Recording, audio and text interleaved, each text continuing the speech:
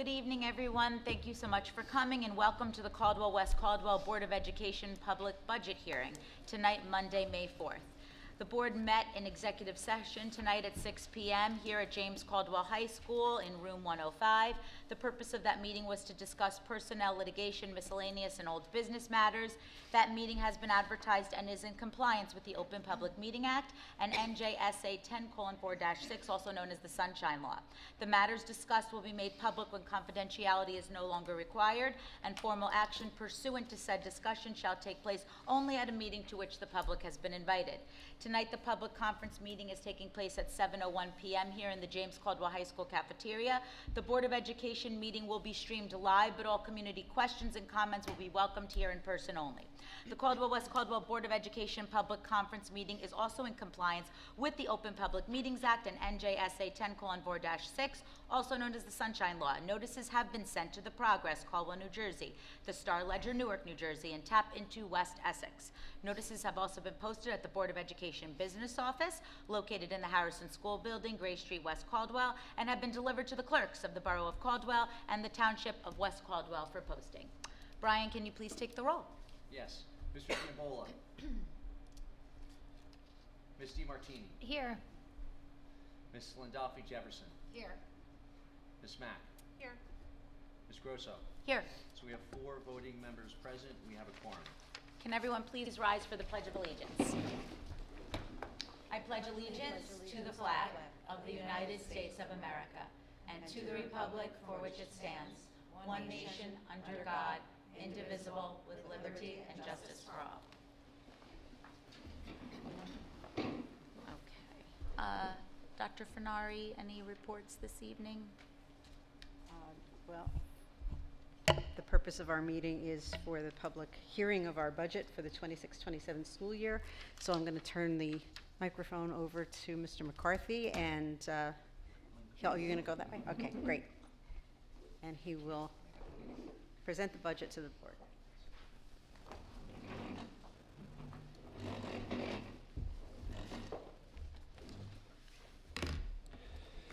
Take this. All right, hi. Again, my name is Brian McCarthy. I'm the school business administrator for the Caldwell-West Caldwell District. And I'm going to take about 10 minutes, and you can't hear? Is that better? And take about 10 minutes to talk to you about the budget. Okay, and I have it up here, and I'm going to be looking here. I'll be looking to you as well. It's kind of weird, but this is, I guess, how you see me on camera. So the budget, you're going to see this slides, and you're going to see some things that we've seen in the past. So here we go.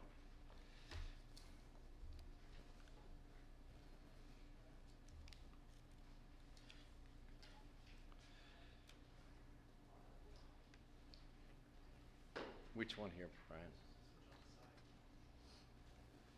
Thank you.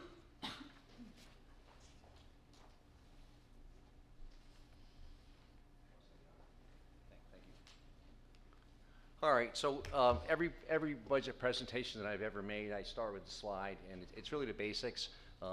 You know, what is a budget? And we tell, I say this because our budget is a plan, financial presentation of our future revenue and expenses stated in monetary terms. It's not a narrative of some of our academic goals. We'll talk about that, but it's really about the numbers. And we're looking at how we can support the district's educational needs through our expression of the revenue and expenses. And I will say it's a living document, which means that things can change over time. This is what we planned as we started our process, but again, things as things change, I say a living document, we can modify or change as a board. This is small, and I'm going to say that this may sound like what I spoke about last year, but unfortunately the world has not changed.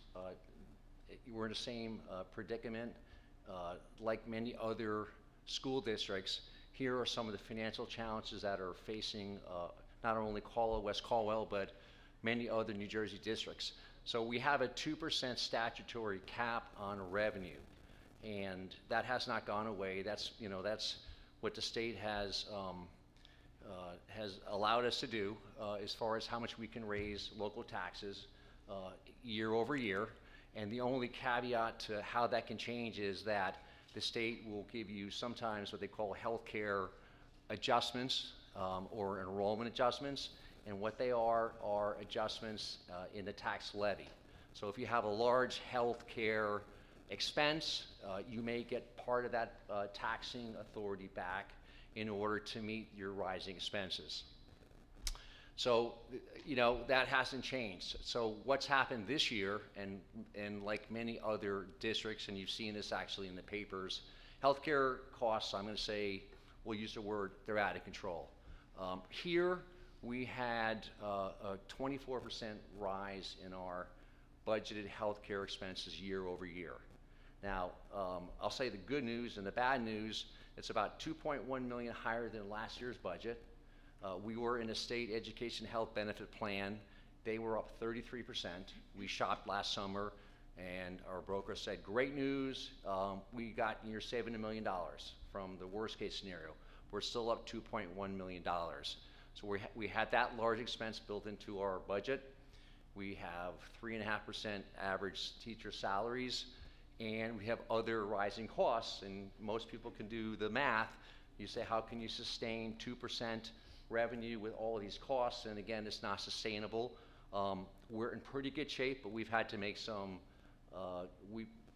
cuts to expenses in order to balance the budget. And the other things, again, that we're looking at, recent inflation is kicking up right now, so this is a challenge.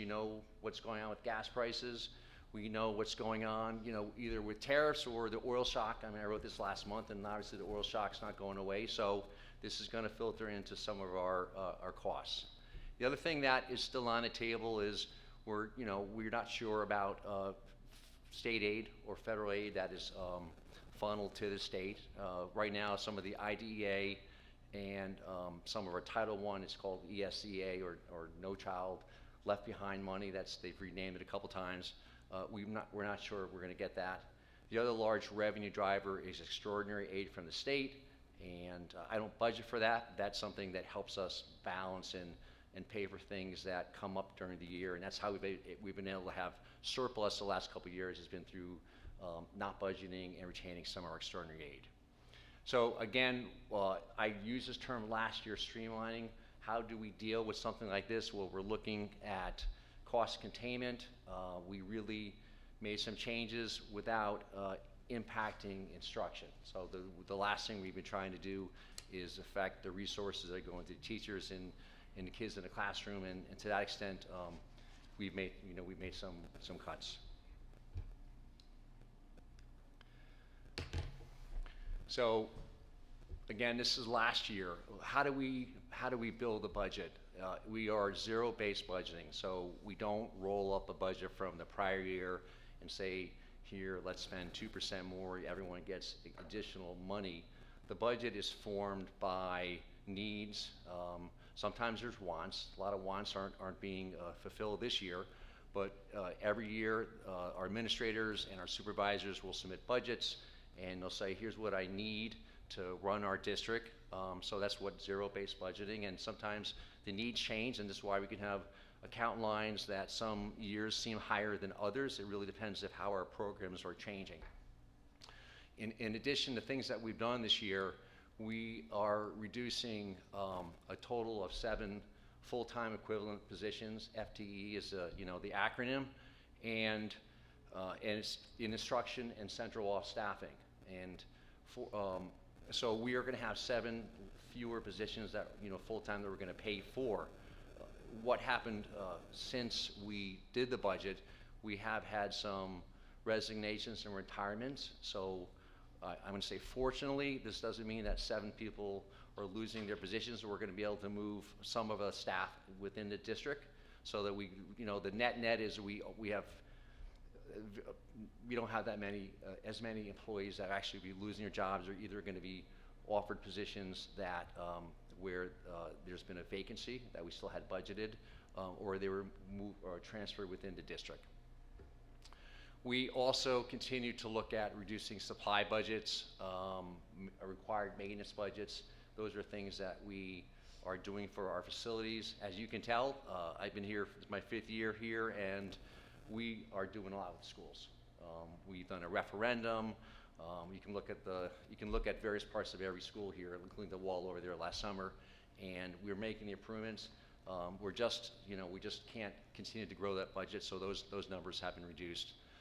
Technology, slight reductions, and we were able to buy a lot of our one-to-one devices last year, so I didn't have to put them back in this year's budget. So there's a reduction in technology spending for computers, and our data center is really the behind-the-scenes networking type of resources, and they're in pretty good shape right now. So we've reduced some of that spending slightly. We're also, I guess, the technology and consulting spending. So that's more on the personnel side here. But those are some of the things that we've targeted. Some of these things happened last year, so we're continuing in the same type of items. I don't know if you can see this slide here. It's small, but this is. I had this slide last year, and I want you to know that we still are spending, I'd say, healthy. And if you look at the trend line this is really for instruction, regular instruction, curriculum, and training. They're small, and I apologize for that. But we're still, this year, for regular programs, we're at $17,279,000. That's the last number on the top line here. We were $17,600,000 last year. We were only $14 million 5 years ago. So you can see we've really upped the spending on instruction, supplies. You can see textbooks. Improving instruction is really part of our curriculum department, as far as introducing and monitoring our how we write and I guess teach curriculum.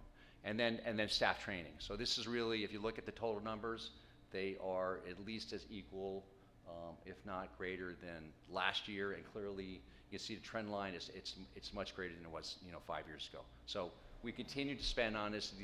What I said when I started, we haven't eliminated spending for the kids and the staff.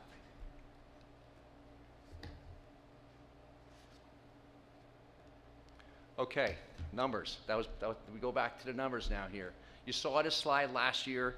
I like this slide because it easily shows you where the money comes from and where we're spending. This is just I call it a summary sheet. If you look at the left side, I have revenue in green. That makes sense, to me anyway. And I have the expenses in red. So on the top line here, you can see that we have a total tax levy up there that's increased by $2 million, all right? So we have our tax levy of 2%. That's only $1 million on a roughly $67 million budget. We have some bank cap that we had last year that we use, which is, equates to, 81 basis points or 0.81 of our tax increase. And then we have some of that healthcare adjustment I talked about, 1.09% we took.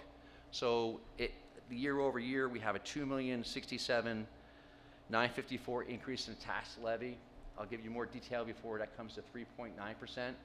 We could have gone more. We could have taken another $1 million, but we didn't. We decided to try to cut on the expense side here. So we're, if you look at our neighbors, we're much less than what a lot of our surrounding towns are doing. They're going 5, 6%, and we tried to say, we're going to take some of that. We don't want to raise taxes, but we need to take some of it to cover some of the large expenses.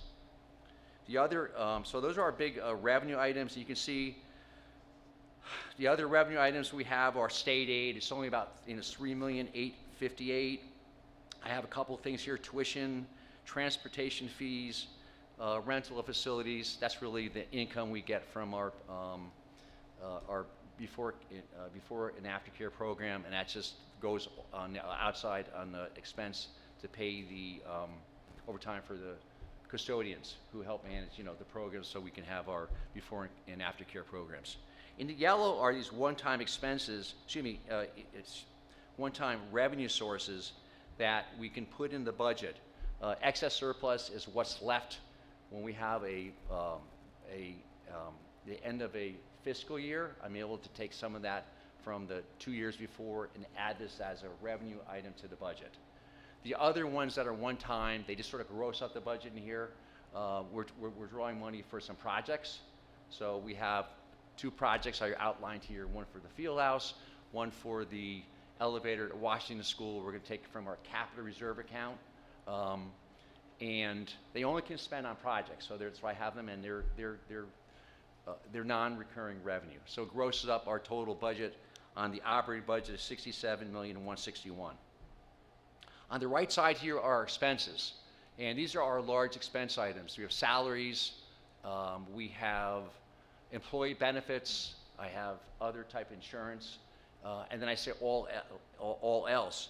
But as you can look just in total employee benefits, our new number is $13,222,000, and we are up $2.2 million, and that's largely the health benefits that I talked to you about before, being up 24%. So just think about this. You look at our revenue on our state aid, on our tax levy, 3.9.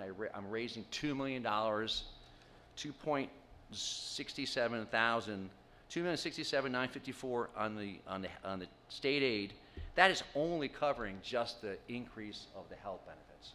I mean, so you can say this math doesn't add up. You're correct, it doesn't. So we had to make some adjustments. Our salaries are only 0.3 year over year, budget-wise, although we're paying 3.5% for the teachers, which means that we had to make some cuts. This is the increase over last year's budget figures. We have a 10% rise in our other type of insurance, which is our property casualty, liability insurance. It's a small item. We have tuition, which is our out-of-district tuition for our children with special needs. And then we have all else. So if you look at the numbers here, you can say we have many expense categories where we have very little ability to change the outcome, because some of these things we have to pay regardless of what our revenue is. So those are the numbers, and then it balances. On the other side here, we're going to spend that $7 million on the 2 capital projects, which are budgeted. This slide here, this is the rest of our budget. We have some federal grants. They're small, so we have I told you the IDA and the ESEA grants, or we call it Title I, Title II, and it's about $647,000. The largest grant we get here is IDA Basic. It stands for Individual Disabilities Education Act. You may have heard of that. That goes largely directly to offset our out-of-district tuition. So our tuition is about $3 million, and we go right to that line to offset that cost. Finally, the other part of our budget is our debt service, and our debt service is broken down how much by Caldwell, how much by West Caldwell, and then how much we get from aid from the state. So we have debt service aid. It's large this year because of it's a carryover from last year. So our total budget that you're going to see here is $72,592,000. This slide here is the same information stated in a different way. So in our budget on the expense side, these are all the programs that we spend on. And the top is regular instruction, special education, all the way down to employee health benefits and insurance. Now, the ones that I have in red, red means that we are spending spending less. And in this case here, just for spending less, okay? And what I highlighted up here in the next slide here, you'll be able to see the programs where we had the large changes. I outlined those ones, and we're explaining, what the changes were. The bottom part of here is, if you look at the categories, if you take all these programs that we're spending on, and you look on the bottom, if you look at the right side, what I'd like you to notice is that if you look at salaries without this one-time facilities in our budget is 57% of our budget. Employee benefits are 22% of our budget, and property casualty is 2% of our budget. So we're talking about over 85% of our budget are things that we have little control over. So the 15% of the other expenses are where we can actually effectuate any change, because these things we're obligated to pay.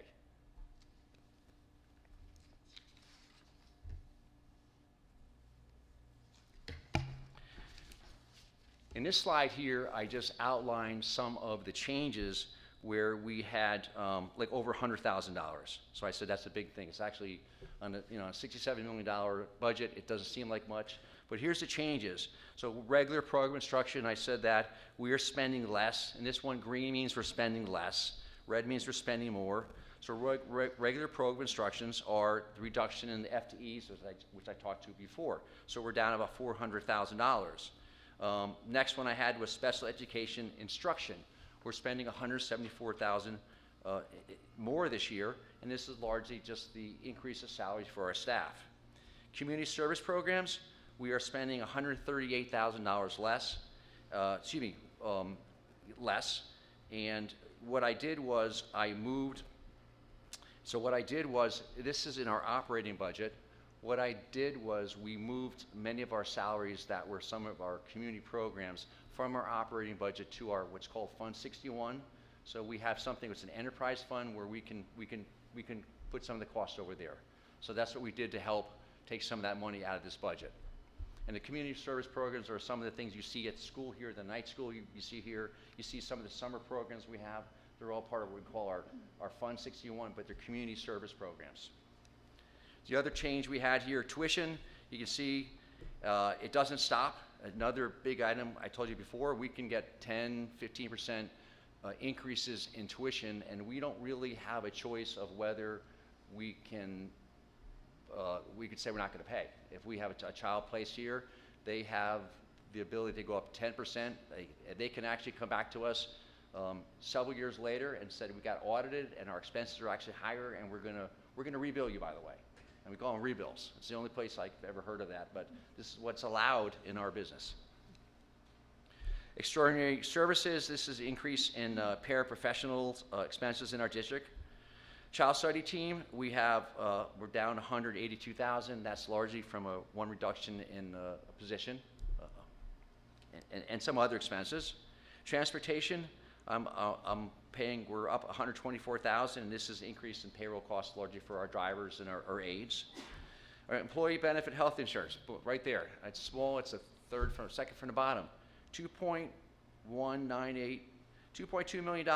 Again, it's 22% increase this year over our benefits. It's 22% for health benefits. It was 24% that other line, which are all employee benefits, which include other employee benefits, not just our health costs.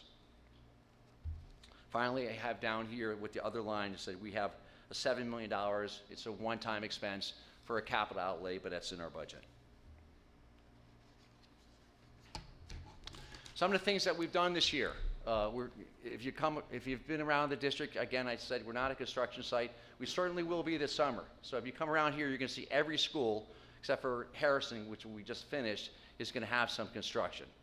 High school here, we're going to do the skylights, we're doing the vestibules, we're doing the STEAM lab, we're doing the HVAC in the gyms. So if you come into school here, wear a hard hat. Okay? Maybe, no, actually don't come here, please. All right. No, you are welcome. So this year we placed a boiler at Washington School. We upgraded the stairs and repaired the stairs at Bonnell Field. That's one staircase. The left one we're probably going to take out because it goes to nowhere, but we fixed that. We are, we're doing the skylights in the media center this summer. No one notices that the skylights don't work until it rains, and then it's pretty wet in there. And then we're going to upgrade. We're going to upgrade the lights at the main gym, and those all came out of this year's budget. Some of them are in process, and you say they haven't been done, but they're being funded out of this year's money, not next year's. In the technology, we also bought a lot of equipment and furniture and technology for our STEAM endeavor. What I think we probably articulated this to you, but when we passed a referendum a lot of what is included is things that are attached to the wall. So a lot of the movements, the change in the floor plans and all the other types of ventilation systems for the shops, that is part of the referendum. But the equipment, movable furniture is not. So we have to pay for that, but we're able to buy that all in this year's budget.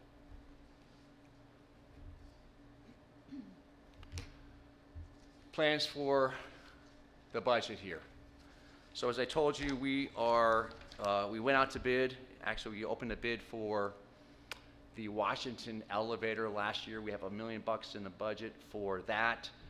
It's either going to be $750,000, $800, depending on if we can accept one of the bids. One of them we'll see, but it's going to be either between $750,000 or $800. So we're only going to use $800 of the capital reserve. Although we budgeted $1 million, it's coming under. We also have, as we told you before, we were planning to demolish the field house at the high school here on Bonnell Field and construct a new field house. And we put $6 million in the budget.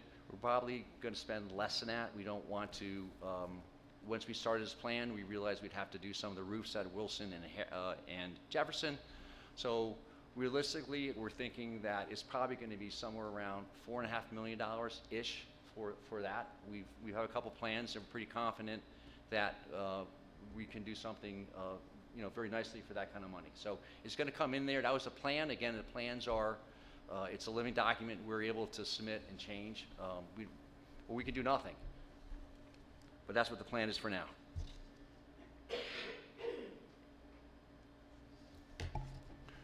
These are some of the things we did, as far as academics in the budget.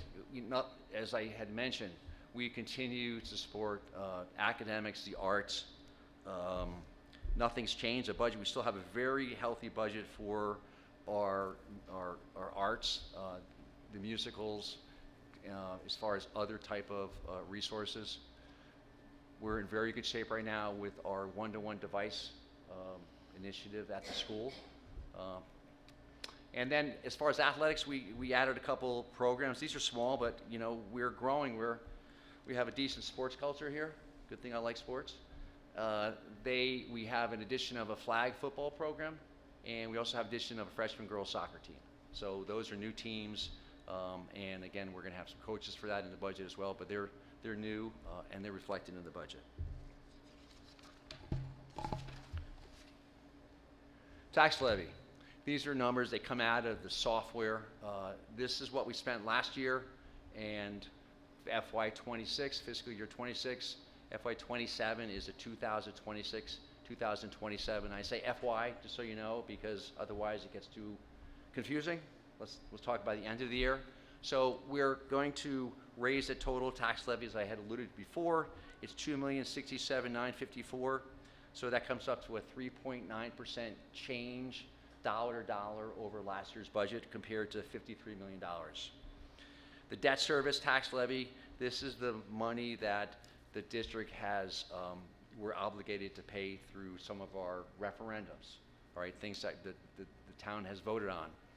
And we have actually between the town, it's a slight decrease because of the way the allocation is. So it's a total of $1,920,000 from $255 from $1,924,27 last year. So that's pretty much flat. So the weighted average for the two towns for the money is a 3.76% tax levy increase. Now again, this is for the public school. This is not the total tax bill, because the taxes are based on the municipal taxes as well as county taxes. Then you're going to come up with a weighted average. These are estimates that we have that's calculated through our budget software.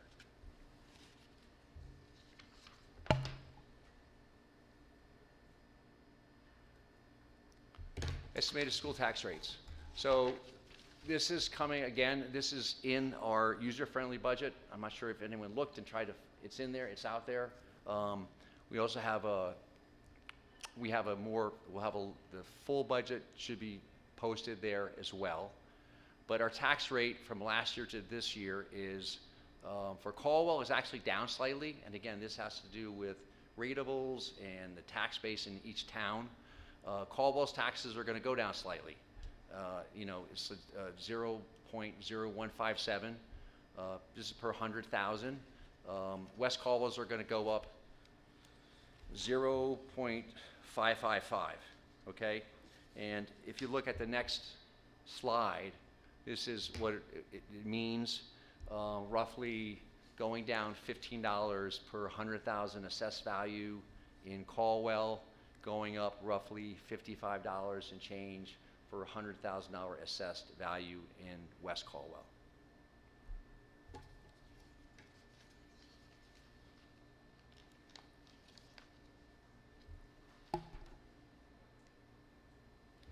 As I mentioned, our budget, our user-friendly budget, for some people it's not that user-friendly, but you can always call the office if you have any questions about the budget. With that, I say thank you very much. Okay? All right. Thank you. Thank you. Thank you, Brian. Okay, so that being said, we will now take public comments on the budget only. So just how everyone who's maybe not familiar understands tonight, we have a public conference meeting that will immediately follow this budget hearing. So if anyone came to address the board on anything outside of the budget, you will have a chance to do that. When we close this hearing, we adopt the budget, close the hearing, and then open the next meeting. Okay, but right now we'll accept public comments on the budget only. Please be advised that public participation shall be governed by the following. Participant must be recognized by the presiding officer and must preface comments by an announcement of their name and address. Statements are to be limited to 3 minutes duration and may only address items on the agenda, which right now is the budget only. All statements are to be directed to the presiding officer. Boards use the public comment period of a meeting as an opportunity to listen to citizen concerns, but not to debate issues or enter into a question and answer session or a cross-examination between the public and individual members. Please be aware that not all issues brought before the board will be resolved this evening. Boards may respond to public comment by seeking additional information or by delegating the authority to investigate the issue to the superintendent or her designate. The presiding officer may interrupt, warn, or terminate a participant's comments if they exceed the allotted time or are objectively obscene. Participants may be civilly liable for any obscene, defamatory, or slanderous statements during the public comment portion of the meeting. So that being said, would anyone like to address the board, Mr. McCarthy, Dr. Fenari, about the budget? Andy.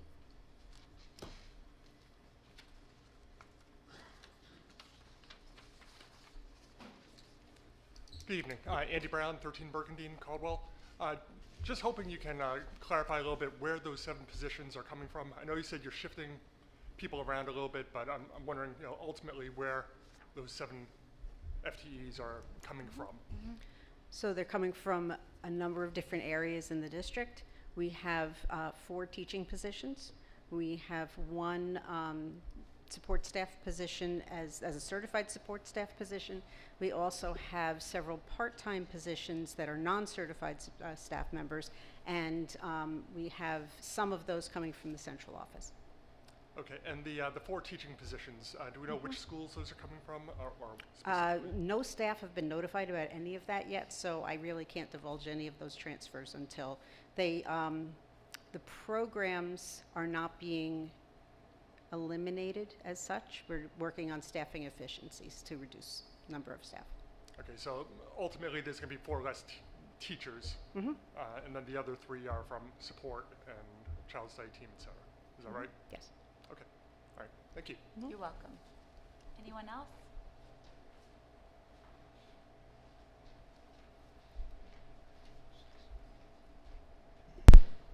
Samantha O'Neill. I live at 14 Johnson Avenue. Following his comment and regarding the layoffs that are happening with these teachers, I'm wondering why it's coming down to Harrison School and 2 of the preschool teachers are being laid off for the 2026-2027 school year. I cannot speak to staffing matters at all. Just know that that is a misnomer. Okay. It's not correct. Okay. That being said, your budget presentation regarding the special education program, I hope that the special ed program is not the one being affected by budget cuts. I think I said before, there are no programs that are being eliminated. We're working on staffing efficiencies, but we are not eliminating program. Okay, thank you.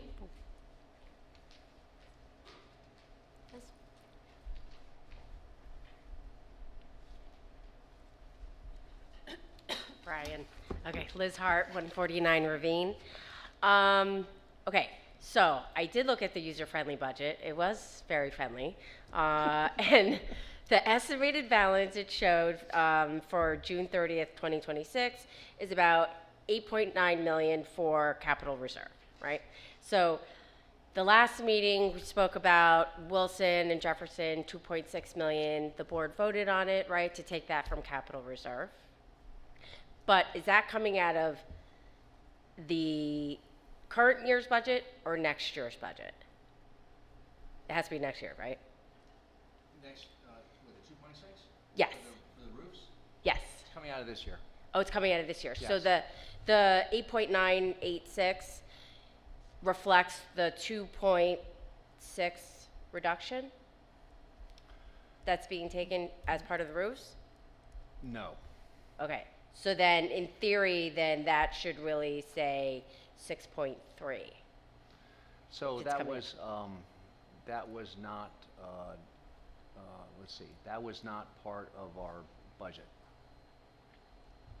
Okay, I don't understand. So that wasn't part of your budget, but you're saying as of June 30th, 2026, the projected balance for the cap reserve would be 8.9 million, but that is taking into account the 2.6 million for the two roof projects. True or false? I'm not following your question. Okay, my question is, does the 8.9 million balance in capital reserve, is that balance, is that before the roof costs or after the roof costs? That should be before the roof cost. Okay, so if it's before the roof costs, then you have 8.9, right? And then you're subtracting 2.6. This was something that was actually came to our attention after the budget was submitted. Okay. So I guess that's actually my other question too. Yeah. So this budget that was submitted, I think at the footer it said like 430 or maybe whatever the date was, right? That you, when you submitted it to the state, right? Mm-hmm. So then in theory, and I know you keep saying that the field has up to 6 million, you say that there's probably you're going to spend 4.5, but really when it states 6 million for next year's budget, is it fair to assume that that's field house plus the two roofing projects that the 6 million is reflective of? So our capital reserve, I'll just. Yes. So our capital reserve right now, I think with interest is about 9.2 million. Right. Okay. 9.2 million. I think we're going to have, say we were 7 million less for the field house and the elevator. Right. So that's 2.2 million. Right. And if we were going to then go, 2.6. Now we're negative 400 again. That's what I'm trying to understand. I think yeah. we've said it a couple times, like I know. Groundhog Day. I know. It is That Groundhog we're Day. going to go 4.5 million, not 6. 100%. That's why I don't understand why it continues to be reflected on here that it's the 6 million. That's what I just don't understand. Well, so if it's like, truly like 4.5, or it's field we- house plus the two roofing projects, you know? So it's a plan, and as I think we Totally, have talked yeah. before, is we can't spend more than what we have. Right. We're aware of that. Right. And we want to keep some of, we don't want it to completely deplete the cap reserve account. Right. I think as the board president had alluded to last week. Right. So we're going to spend less on the field house. So when we have the cap reserve account, whatever the total is, less the project for the elevator, which is coming in already under budget, so Right. there's a couple $100,000 there. Then we have the field house project, the elevator, the roofs, and then if we have a slight contribution to, at the end of this year, which I Right. think we might have 660. some, Right. then we're hoping to have a couple, something between $1 million and $2 million left in the capital reserve Okay. when we finish all these projects. Okay, so that's the goal, is to leave the balance roughly $1 to $2 million, taking Correct. into account 2 roofing projects, elevator, plus field house. That's correct. Okay, awesome. I mean, not awesome, but like, thank you for clarifying that, because Yeah. the way that it's being presented, it looks like it's $6 million for the field house, even though you just said up to $6 million, right? There's not even a mention of the 2 roof projects in this latest budget at all. Well, because they're really going to come out of this year, and it was after we submitted that we really said we're going to go forward with the roofs. Okay. Okay, I mean, I feel like, it's fine. I hear what everyone's saying. May I ask one more question? So in your budget, you also mentioned that there was a 10% increase, right, in the energy, electric and gas utilities. That general cost has gone up plus 10%, right? And so again, just want to reiterate, right, when you are looking through plans and the board is reviewing that for the field house, which will presumably be larger than the current footprint, right? Gas and electricity bills will go up, which will increase our operating costs towards the general budget, not capital reserve, that us as taxpayers will be responsible to have to pay whenever this field house is completed, which will contribute to additional expenses. So I just ask that the board take that into account when thinking about the size of the field house and how that will increase our costs. Thank you. So I think that just to add on to that, Yeah. it's a great point. Yeah. We're cognizant of that, and the field house is not going to be as big as the first iteration. When we had the first referendum, I will say that we're going to be building a brand new field house that's going to probably have LED lights. We'll probably have better energy systems.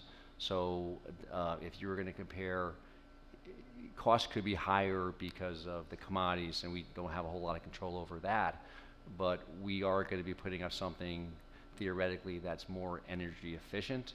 So we could see some savings, but we're aware that we could see a slight increase just because the commodities right now are heading higher. But we're going to have a 1948. We're going to have a 75-year-old building, 77. That's going to be ripped down, and we're going to put up something in 2026, which much better mechanicals and energy efficiencies than what was there. So we're going to have some savings there. Okay, great. Thank you. I'm hoping. Okay, awesome. Thank you. You're welcome.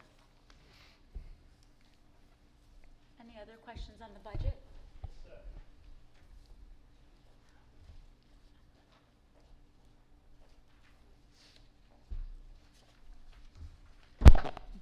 My name is Tom Farrell. I live at 18 Kramer Avenue, West Caldwell, just a block beyond the Washington School.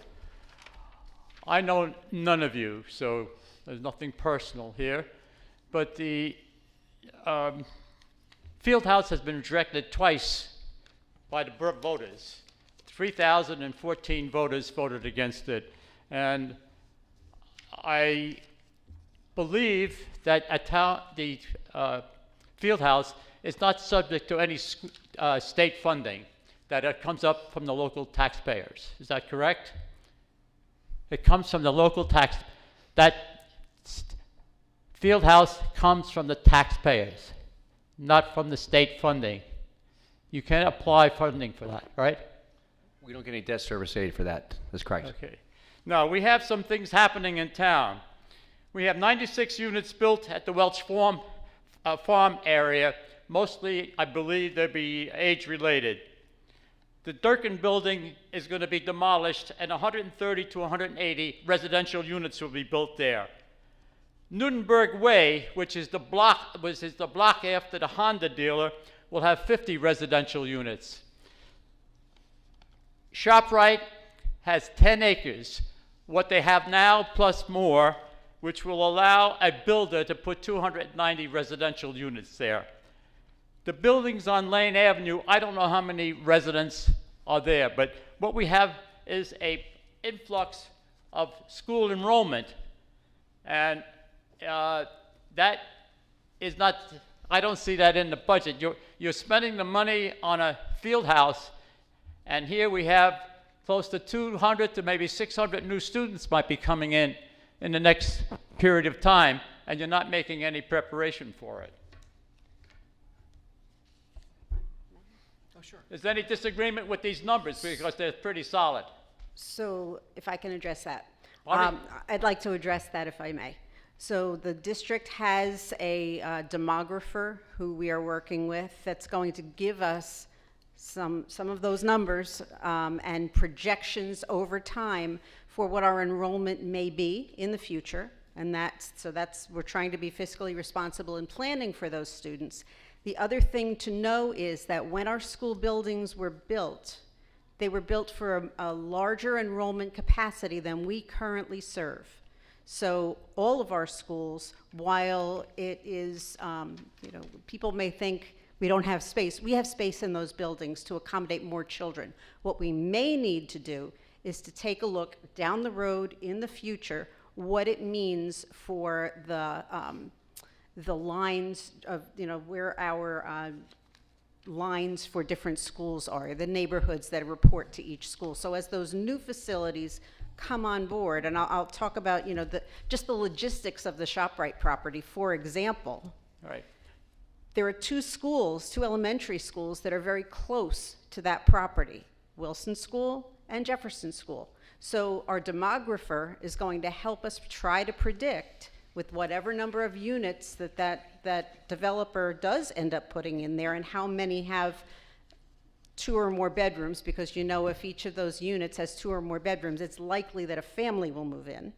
So all of the demographer's information is going to help us in the future to determine which school may accommodate that facility. So every time there is a new construction in the district, it's important for us to work closely with the Housing Development Association, with the township, so that we understand in advance where the students may need to be accommodated. So yes, I appreciate the numbers that you shared with us, and we are definitely planning for that in the future. One thing that wasn't mentioned in the budget was that we got 1.82% increase in the state funding.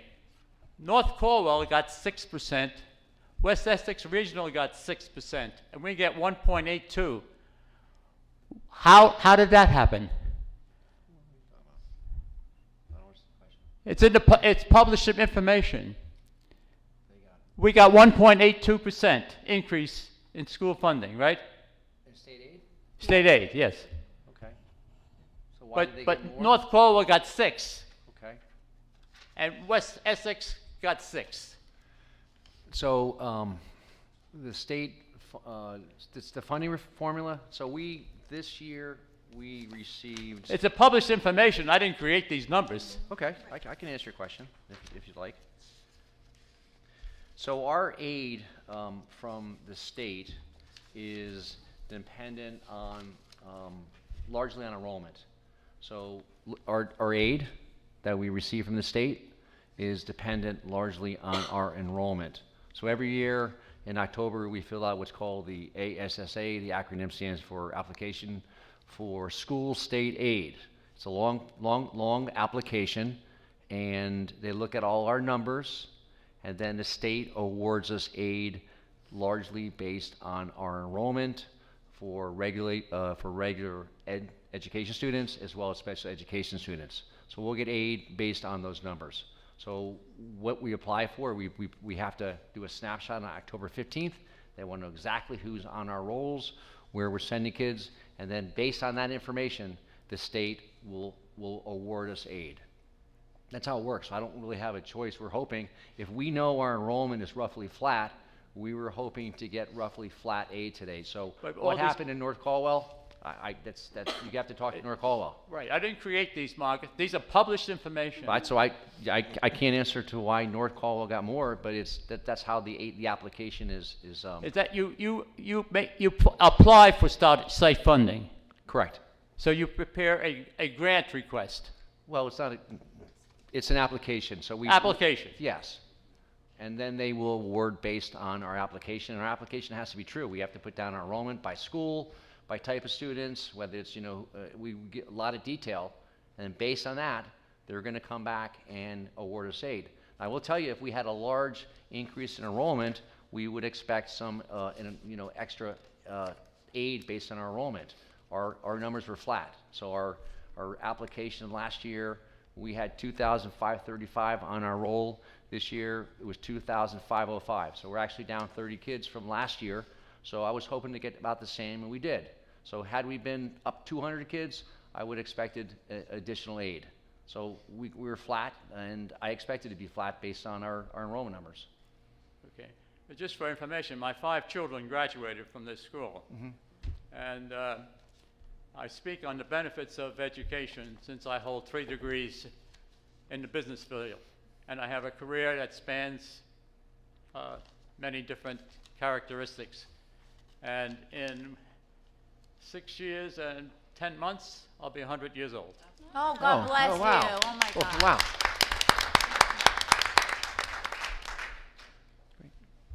Anyone else want to speak or ask questions about the budget?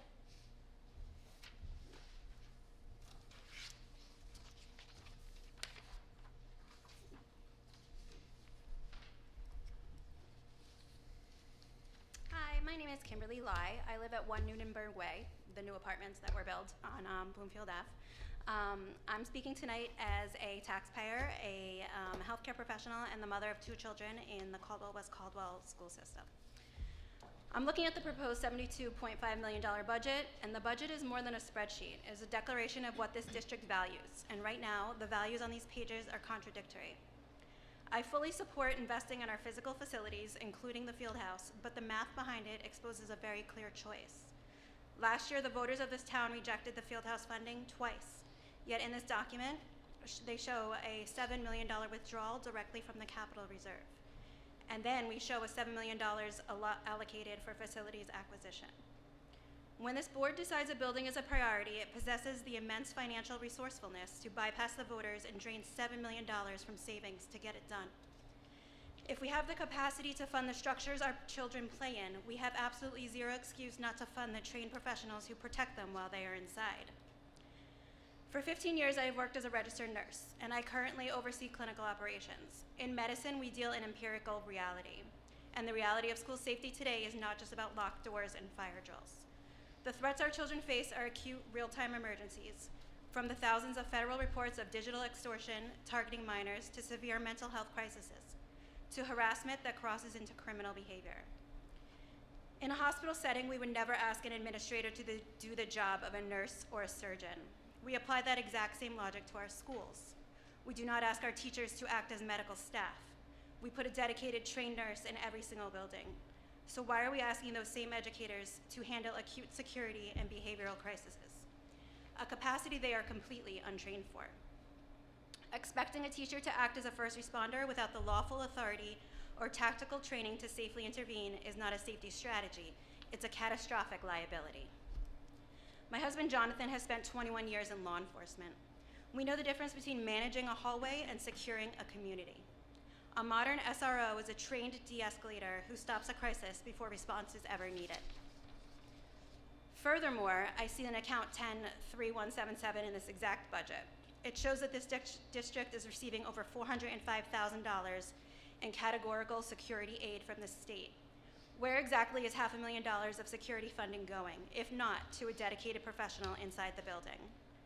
We know the district is currently operating under an interim superintendent, but student safety is not a capital project. It cannot be deferred until a permanent leader is hired. You've proven that when you want a building, you can find $7 million to pay for it. In healthcare, when you know a severe risk exists and you have the resources to mitigate it, but choose not to, that is not an oversight, that is negligence. Tonight, this board is voting to go on the official public record.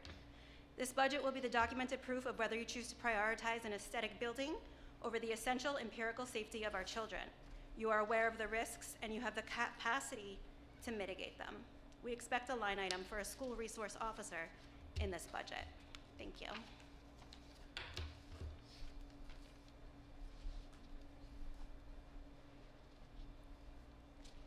Anyone else?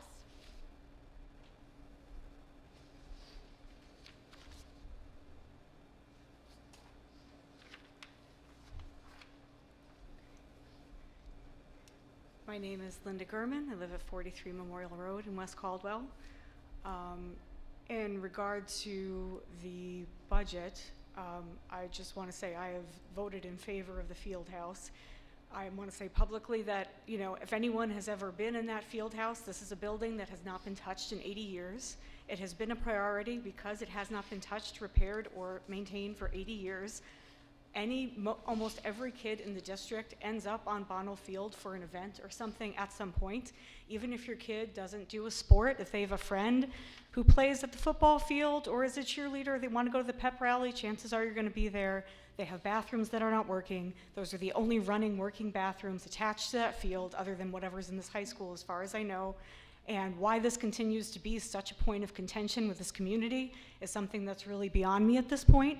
Our kids deserve a working building with working water when they're on a field playing their sport, and that this hasn't been updated in 80 years is absolutely outrageous. It's an embarrassment to the community. This is a community that is athletic heavy, but that doesn't mean the other things are not important. This is something that's been neglected for far too long, and it's been on the docket for 2 years. There's been so much back and forth. The board has heard commentary. The architect has rewritten the plans many times.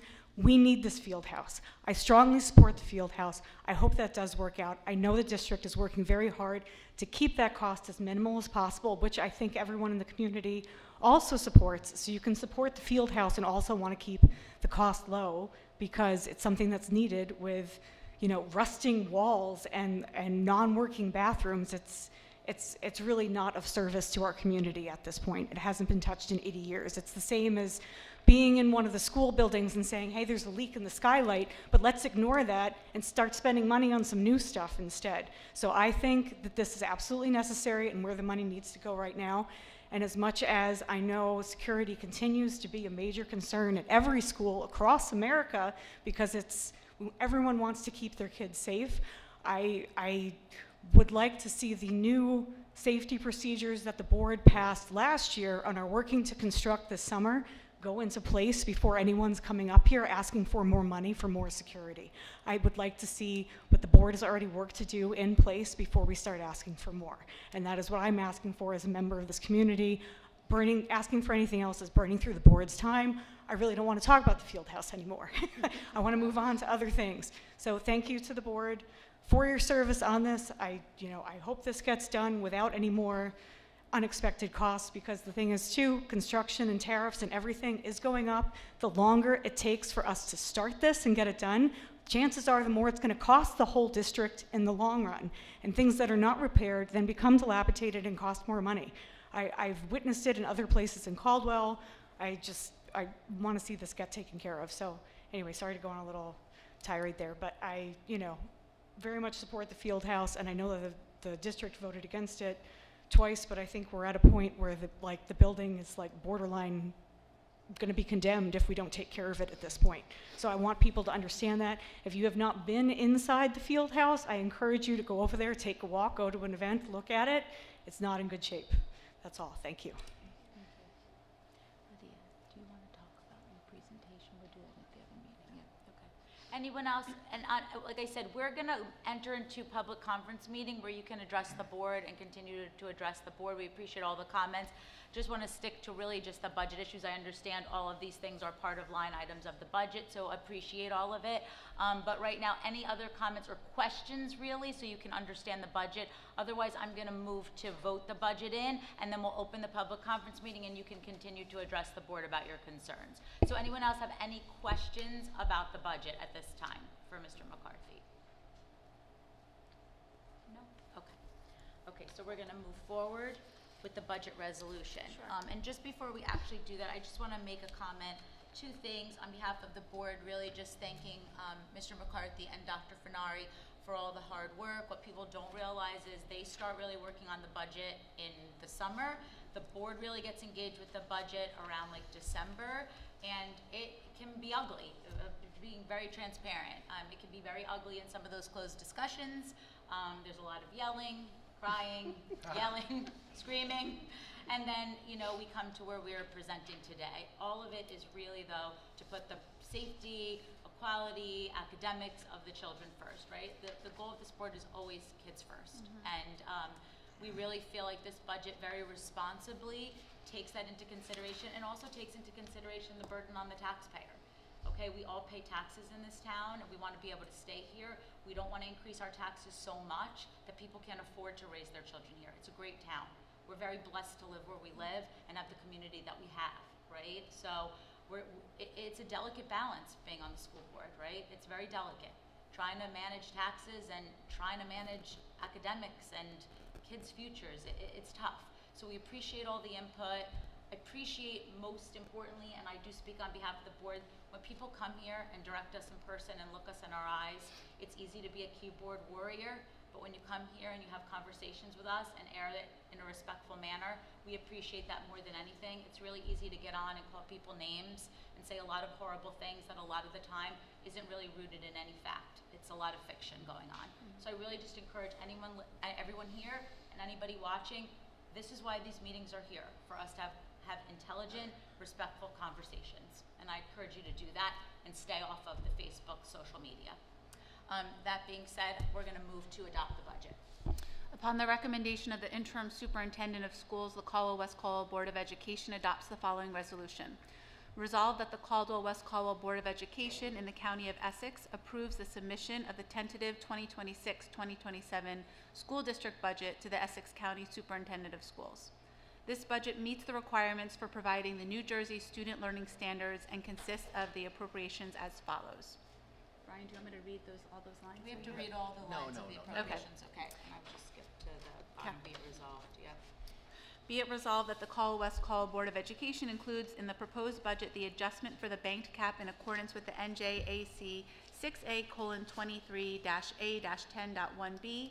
The district has fully exhausted all eligible statutory spending authority and must increase the base budget in the amount of $428,289 for the purpose of balancing budgeted spending, which is 0.81% rise over.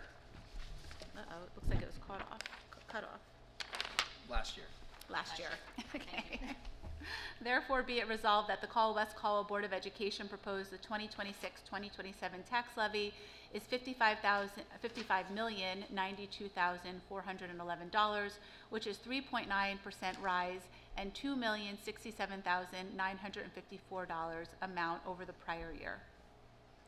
Whereas the school district policy 6471, school district travel, and NJAC 6A:23A-7.3 provides that the Board of Education shall establish in the annual school budget a maximum expenditure amount that may be allotted for such travel and expense reimbursement for the 26-27 school year. And now therefore be it resolved that the Caldwell-West Caldwell Board of Education hereby establishes the school district travel maximum for the 26-27 school year not to exceed $40,000, and be it further resolved that the public hearing and the proposed budget be held on May 4th, 2026 at 7 p.m. in the James Caldwell High School cafeteria, Westville Avenue. Great job, Danielle. Thanks. Okay. Okay, can I have a second? I'll second. And then Brian, whenever you're ready. Ms. DiMartini, Yes. Ms. Landolfi Jefferson, Yes. Ms. Mack, Yes. Ms. Grosso. Yes. 4-0, motion carried. Now can I have a motion to adjourn the public budget hearing at 8:04 p.m.? I'll make the motion. And a second, please. I'll second. And Brian, can you take the roll? All in favor, aye. Aye. All against, nay. Any abstentions? Motion carried. Okay, and now let's move to open up the Caldwell-West Caldwell Board of Education Public Conference meeting now at 8:04 p.m. Can I have a motion to open that meeting? I'll make a motion. And a second? I'll second. Great.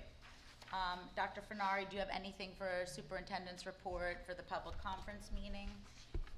I just wanted to make one announcement, and that is for those of you who have been asking us about some security questions, we will be having a presentation at our May 11th meeting concerning school safety and security procedures that are in place in our district and plans for the future. And then for the president's report, I just want to remind everyone that SpongeBob, the musical at GCMS, is happening this weekend. 1 show on Friday, 2 on Saturday. So excited, looks absolutely adorable. Please come out and support our very talented middle school students. They are the future of the James Caldwell High School, and they do a wonderful job at the middle school. It's so entertaining, so please come. It's going to be adorable. And the other thing I want to address as well is that I'm going to make a joke at it. I told Dr. Finari, but I'll be very polite. There is such a rivalry with West Essex, and it seems like they might have gotten us. I received in my mailbox a postcard for a referendum, and Dr. Finari called me and she said, oh my goodness, we got a phone call from the West Essex superintendent. They pulled all the 07006 homes for their referendum announcement, and it went to Caldwell and West Caldwell. So be prepared. People might come to the meeting yelling that you're doing another referendum. We are not officially not doing any more referendums. If you got a postcard, it is from West Essex. So yes, thank you, Mr. Machochi. The joke is on us. Yes. Okay, so the Knights might have gotten the best of the Chiefs this time, but please be reassured that we are not going for another referendum. If you got a postcard in your mail, it was by accident. West Essex is going to be going for a referendum. And so the North Caldwell residents are part of 07006, which is why they pulled that. So just to clarify that and put it on the record. So next week I'm going to peruse the agenda, and then we'll move to public comment. You'll notice, I just want to say, Mr. Farrell, you addressed about a demographic study. You addressed the buildings that are going on. So quite a few years back when Caldwell was doing a bunch of building, they were doing the Lane Avenue apartments. Remember when Caldwell was putting all that up? The district did do a demographic study. That was part of the reason why we went through and renovated the Harrison School building in anticipation from that.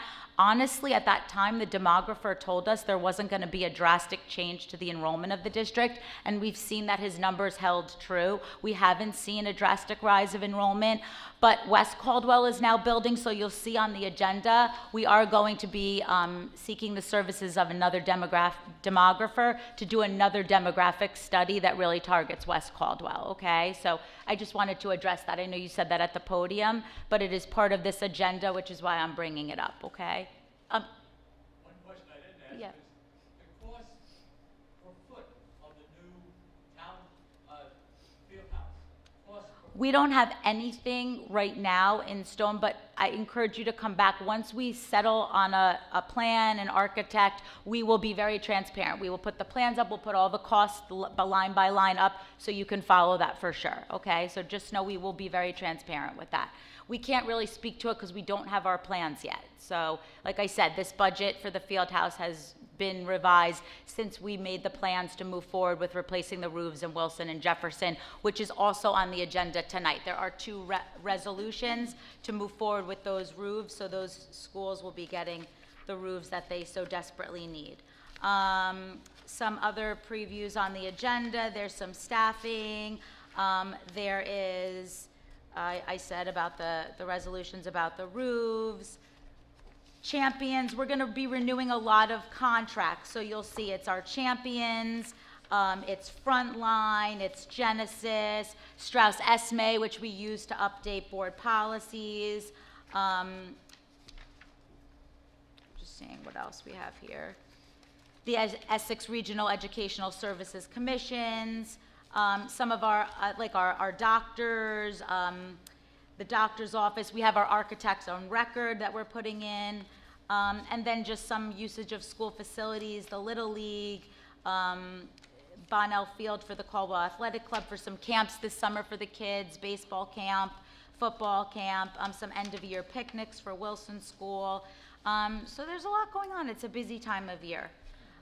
So now I'm going to open up public comment for anything on or off the agenda. I know we all spoke a lot, but I'm going to open it up again just to remind everyone, public participation shall be governed by the following. Participant must be recognized by the presiding officer and must preface their comments by an announcement of their name and address. Statements are to be limited to 3 minutes duration. Participant may speak no more than once on the same topic until all others who wish to speak on that topic have been heard. All statements shall be directed to the presiding officer. Boards use the public comment period of the meeting as an opportunity to listen to citizen concerns, not to debate issues or enter into question and answer session or a cross-examination between the public and individual members. Please be aware that not all issues brought before the board will be resolved this evening. Boards may respond to public comment by seeking additional information or by delegating the authority to investigate the issue to the superintendent or her designee. The presiding officer may interrupt, warn, and/or terminate a participant's comments if they exceed the allotted time or are objectively obscene. Participants may be civilly liable for any obscene, defamatory, or slanderous statements made during public comment. Would anyone like to address the board on anything at this point in time?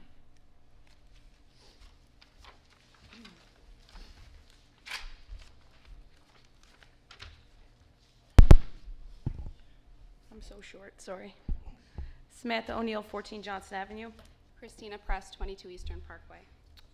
As you guys are well aware, we are two mothers from Wilson School. We are here tonight to speak directly to the safety and security plan that is published on the district's website. At the top of this document, it reads, while the Caldwell-West Caldwell schools are located in an area of relative safety, it remains essential that we plan preventative measures. We absolutely agree with that. But when you read the plan closely, what's described is not prevention, it's response. The plan emphasizes locked doors throughout the day. A simple question, who is actively checking those doors continuously throughout the day? Not periodically, not once in the morning and once in the afternoon, but continuously. Because if no one is assigned to enforce it, it isn't a control. It's a policy without execution. As we stated last month, our principals should not be responsible for being our first line of security, as well as their regular duties as an administrator. The plan also outlines visitor access through doorbells and cameras routed to the main offices of the schools. Another simple question, who is monitoring those cameras at all times? Office staff already have primary responsibilities. What if they are absent that day?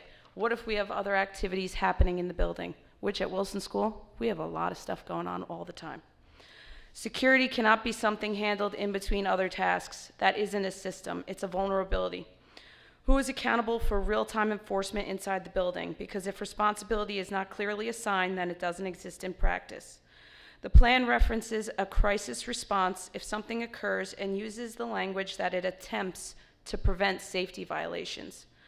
That word matters. Attempts is not enforcement. It acknowledges limitations. Superintendent, you and I both discussed last month when we were here that we rely on the excellent response times of our police departments, but inside a school, 1 or 2 minutes could be absolutely devastating. As parents, our priority is ensuring that our schools are not only safe in theory, but that clear, proactive systems and personnel are in place to protect our children at all times. We are here looking for answers, not reassurances that you think things will be taken care of. The phrase, never thought it would happen here, comes to mind regularly when we stand up here and ask for answers. As we sit here tonight and discuss budgets for the coming school year, an armed officer assigned to every one of our schools would add 0.7% to our daily operating budget. We as a community deserve this topic to be a high priority. I just want to add one thing, is that I know that some people think that we're looking at security as a way to take money away from another project. That is not the case at all. Obviously, security is an ongoing investment, so we're not trying to take any money away from any field houses or any project that's already being discussed. That's something, obviously, our kids are athletes as well, so we want to make sure that they have a safe environment. This is an annual cost, and we know that it's an annual cost to the Board of Education, but it's also a priority to our children. Thank you. Thank you both. Yeah, and Christina, we don't think that, just so you know. So I know you're clarifying. Yeah, and just to clarify again on record, I know we do it all the time. What you're discussing is operating budget expenses. The field house is a capital expense, right? That's a one-time, it has to come out of the capital reserve. The capital reserve cannot be used to plug holes in the operating budget. It can't be used for things like SROs. The capital reserve is for capital projects. So thank you for clarifying that. We totally understand where you're coming from, but I just wanted to just reiterate that as well. Anybody else want to come up and address the board?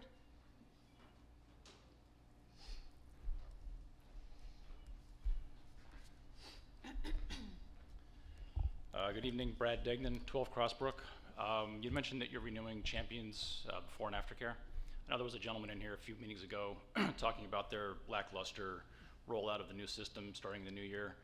Has the board looked into working with champions at all to make sure that they're improving? I haven't seen any improvement in my weekly and monthly updates when I'm enrolling my kids every week, but we did get a message from some of their leadership that they are working on it. I didn't know if the board has had any Brian. discussion with champions that they're hopefully improving their systems. Yes. Brian, Is there a timeline I'm before my kidding. kids graduate? So we did, we heard a couple of comments at the meetings, and as we had told you, it was the first really negative comments we had heard at all from champions. So I did reach out to the champions, both their local and regional administration, and they were they came in and they're very apologetic about what happened. They realized that their large software rollout had many more bugs than they had anticipated, and they promised that they would fix things for parents. So I did reiterate exactly what the concerns were as far as how to access the software, and they promised that it was going to be fixed. So I haven't had anyone else come to me recently saying it continues, but we've been pretty happy with them so far as a partner, especially how they're servicing the community. So I'm pretty confident that that's going to happen. Okay. And of course, if it continues and we hear additional feedback that is not working, we would bring it back to champions and say it has to be improved. Did the board go out and look at any other options besides champions? I mean, I know obviously you're happy with them and the kids seem to be doing well. Was there like going back to YMCA or any other either for-profit or non-profit? So for this year, we did not. Okay. Because I mean, on this side, the money thing is secondary. I mean, it's usually to me, it's well, the kids are always first, but the point is that I'm confident that they're going to fix this, and if it continued, of course we would go out there and say we'd have to, find alternatives, but I don't think we were there at that point. So. Okay. Of course, if it continues, we do want to hear. I do want to hear, so it's not we can fix it. Unbearable. It's something we can work through. We want to fix it. It should be user friendly, okay? Yeah. It shouldn't be where you can't get things done. Good to know you guys are reaching out to them. Okay. Thank you. Sure. thanks, Brad. Anyone else?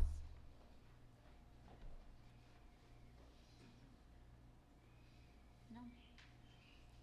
Okay, so just reminder that our next meeting is on Monday, May 11th, which is this coming Monday. And before I make a moment to take a motion to adjourn, I just want to wish all the mothers in our district a very happy Mother's Day. We all know moms, it takes a village, so happy Mother's Day to all of you. May I have a motion to adjourn the public conference meeting at 8:18 p.m.? I'll make a motion. And a second, please. I'll second. And Brian, if you take the roll. All in favor, aye. Aye. All against, no. Any abstentions? Motion carried. Thank you so much, everyone, for coming out tonight. Thank you.